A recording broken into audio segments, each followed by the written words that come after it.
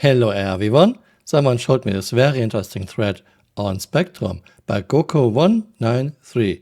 Not a roadmap and nothing about dynamic server meshing. Genesis, what's going on with Star Citizen this year? I just don't get it, that's all. I don't understand what's going on with Star Citizen this year. Not only does the development team seem very distant, except when replying to random Reddit threads, but I also feel quite abandoned and in a way saddened. When I read Chris' letter, which went like this, he means Chris' letter from a shaman, December 2025. Chris wrote, looking ahead to 2026, our focus remains clear. We will continue improving stability and depth in Star Citizen while expanding and connecting core systems that shape how you play, from engineering to inventory, crafting, social tools, and other foundational features, alongside expanding the playable universe itself. Well, as usual when it comes to Chris, this was just BS, just hot air. Stability in 2026, while Star Citizen is in one of the worst states ever. We have massive dual syncs and interaction delays, not even elevators work reliably, and a lot of the missions are plainly broken. Server meshing will become dynamic, allowing the mesh to reconfigure in real time based on player activity and server load. This evolution is foundational to supporting the large-scale group experiences we've always envisioned and will enable us to expand the universe even further. Our goal is to have thousands of players in the same shared universe instance. Sorry, I just have to laugh.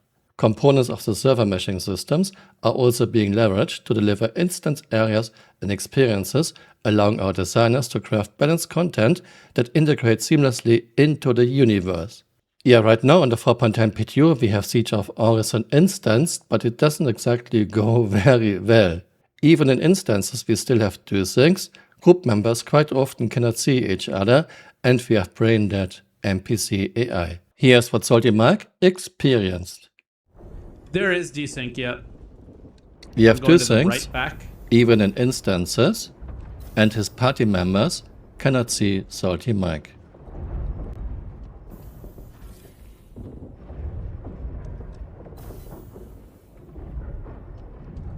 Like the last time we played, my teammates couldn't see me. Yep, there you go. Kraken said I'm invisible to him. And we have this epic boss fight on the current 4.10 PTU, Siege of Orison, instanced. No matter what you do, Nine Tails have already won. I'll cover you.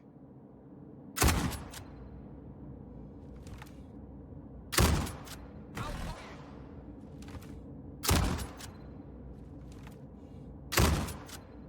I'll cover you. I'll cover you.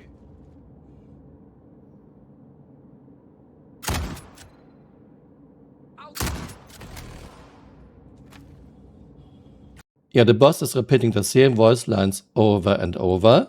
The boss doesn't try to flank Salty Mike. The boss doesn't even take cover. And the crates Salty Mike is hiding behind look very destructible. I would think in real life a 9mm could shoot through this. But the boss doesn't even try. So it's very likely that Squadron 42 has the same terrible NPC AI. Actually, this reminds me of this.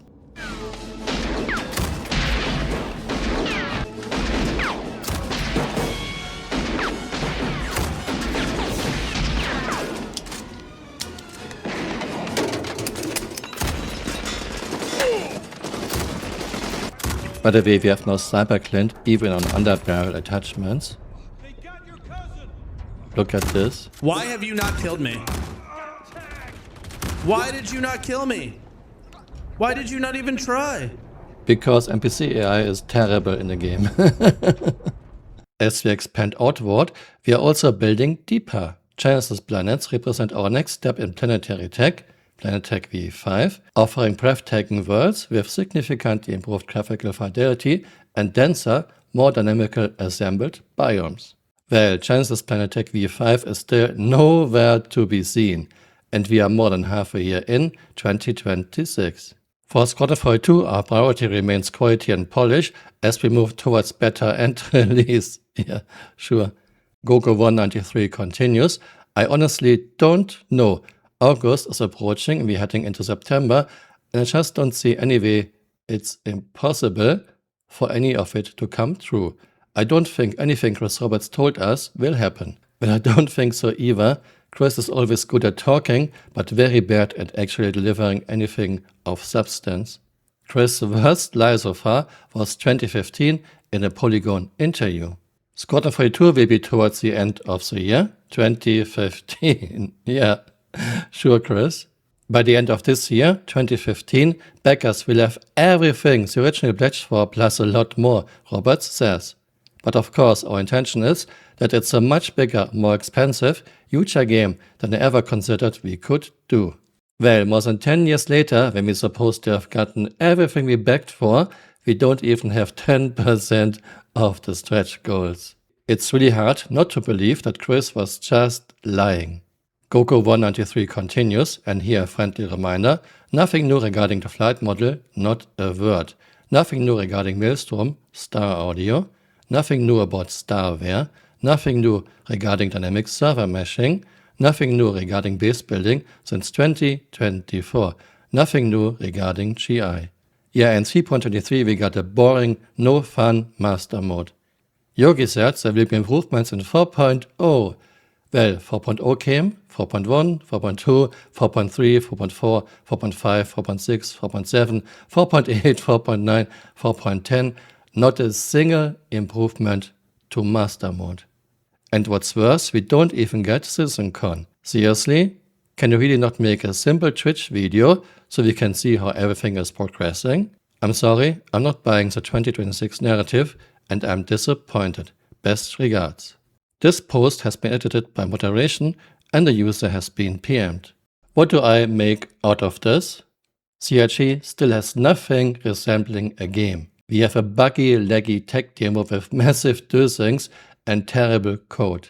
There's only one thing CRG is really good at, they always have the next carrots ready. Right now, it's dynamic server meshing and Maelstrom. And it's safe to assume if we ever get those, they will be very disappointing and won't fix anything.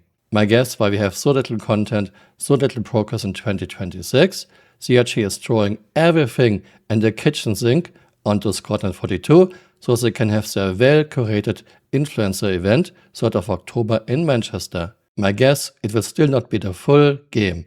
The influencers will only have access to certain parts of Squadron 42, parts everyone at CRG tries to fix, so there won't be too many crashes. Please stop throwing money into this fire.